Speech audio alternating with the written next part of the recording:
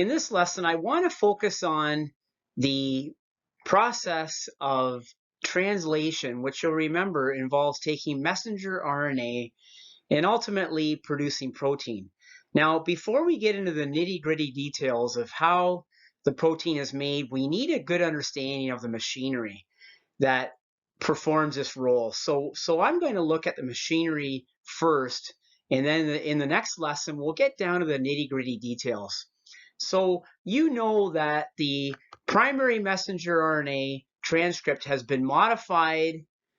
It's had the poly A tail added to the one end and the hard G cap at the other end, and it has left the nucleus into the cytoplasm, and now it's ready to be translated into protein.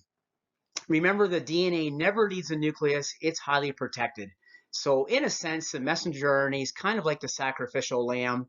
Being single-stranded and all, it is pretty vulnerable to those restriction enzymes or molecular scissors. Let's take a look at the role of the transfer RNA. And you'll remember the transfer RNA has a very peculiar shape. They are single-stranded nucleic acids that kind of form this cloverleaf structure, kind of folding upon itself, forming hydrogen bonds. And most importantly for us to understand is that transfer RNAs are required to carry the amino acids to the ribosome factories where the proteins are laid down. So there's at least one transfer RNA for each of the amino acids. In fact, we'll learn there are more than one in some cases.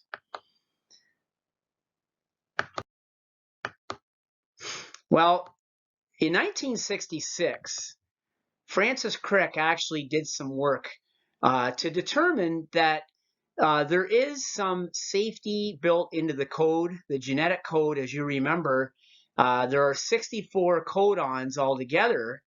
61 of those code for amino acids, and 3 code for stop codons. So there is some protection built in, considering only 40 different t-RNA molecules exist. And we'll look at one example to highlight this. Francis Crick found that the first 2 positions in a transfer RNA anticodon are really important in terms of laying down the proper amino acid. So what I'm saying here is, in this particular case, when you look at this transfer RNA and the anticodon that it carries, the G and the A are crucial for prescribing the amino acid leucine. So under normal conditions, when we encounter the messenger RNA codon, CUC, according to the table that we looked at in a previous lesson, that would code for GAG in the anticodon. And when you look at the chart, that represents the amino acid leucine.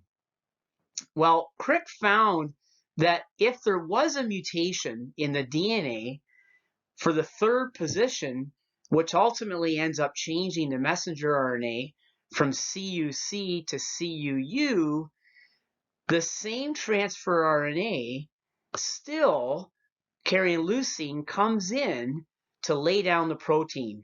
So in a sense, that mutation does not affect the tRNA that carries the proper amino acid in.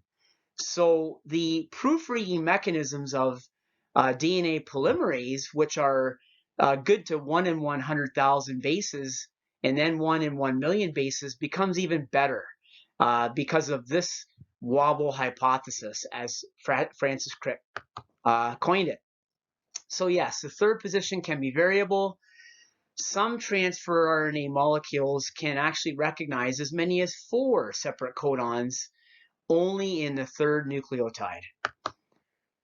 This wobble effect obviously helps to ensure that despite changes to the DNA, which we know are mutations, that will not alter the correct sequence of amino acids in the protein. Not to say that protein sequences don't change, but it certainly reduces the chances of that happening. And again, these are the positions where the mutations would have occurred, but seemingly have no effect on the amino acid laydown. Okay, let's move on to the structure of the ribosome and the ribosomal RNA. So here is a very good picture that demonstrates what the ribosome looks like with the messenger RNA and the transfer RNA bound. So those three parts are really important as a machinery for the production of protein in the cytoplasm.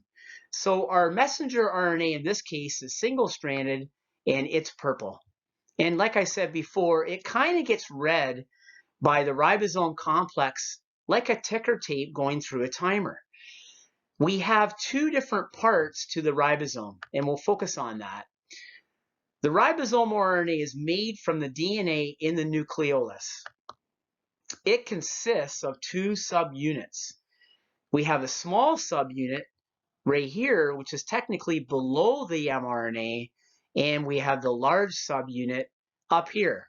So the ribosomal RNA takes up the bulk of the volume of this machinery, the small unit on the bottom and the large subunit on the top. The transfer RNA, of course, is right here. And remember, it is crucial because it carries the amino acids from the cytoplasm to the ribosomal RNA mRNA complex. And without the t-RNA to bring those basic building blocks in, we couldn't make proteins in the first place.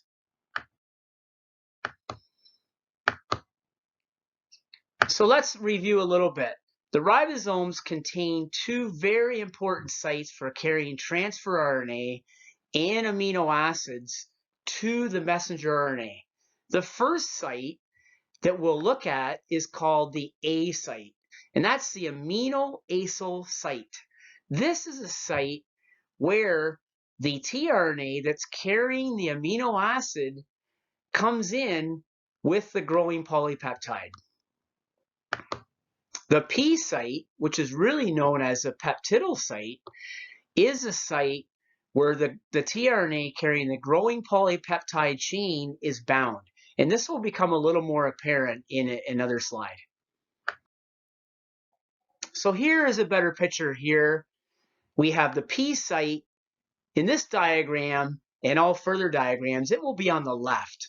So this is a peptidyl site. This is a site where we form the growing polypeptide chain. The A site is the aminoacyl site.